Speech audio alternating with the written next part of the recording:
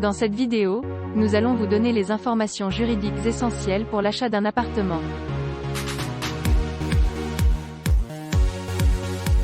Vous allez devenir copropriétaire d'un ou plusieurs lots et disposer de parties privatives et d'une quote-part de parties communes.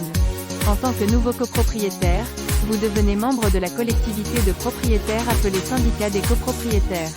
Vous allez pouvoir accéder aux espaces collectifs et bénéficier des équipements communs. En contrepartie, vous allez participer à hauteur de vos tantièmes ou quote-part de charges aux dépenses d'entretien des parties communes ainsi qu'au fonctionnement de la copropriété. Lorsque le bien visité est conforme à vos attentes et que vous envisagez de l'acheter, nous vous conseillons d'être vigilant à l'environnement de l'immeuble et des éventuels risques, en allant vous renseigner à la mairie ou sur le site risque.gouv.fr, à l'état d'entretien de l'immeuble, en demandant le carnet d'entretien indiquant les derniers travaux et entretiens effectués et, en effectuant une visite accompagnée d'un professionnel pour vérifier l'état des parties communes et des équipements communs, à l'état du logement, en consultant le dossier de diagnostic technique qui comprend le DPE, l'état d'amiante, le constat de risque d'exposition au plomb, l'état de l'installation électrique, etc.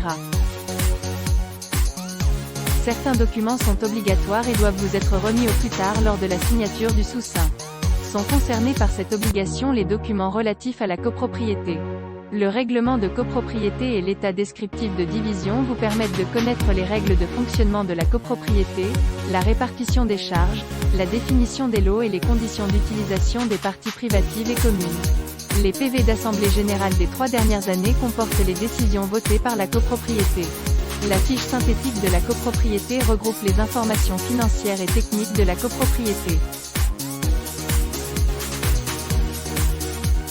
Les informations financières de la copropriété doivent, également, vous être remises. Ces éléments financiers vous permettront de comprendre la situation financière de la copropriété. Vous disposez de 10 jours à partir du lendemain de la communication de tous les documents et informations pour revenir sur votre décision par lettre recommandée avec accusé de réception. Les sommes versées aux vendeurs doivent vous être restituées dans un délai de 21 jours.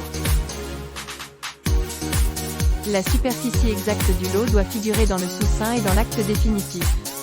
Votre vendeur doit, également, vous communiquer le dossier de diagnostic technique.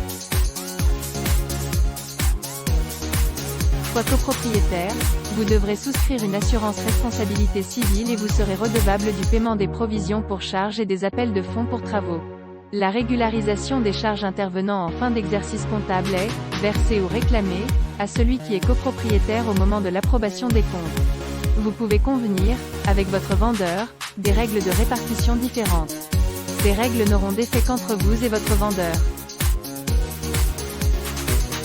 Pour toute autre question, nous restons à votre disposition. À bientôt.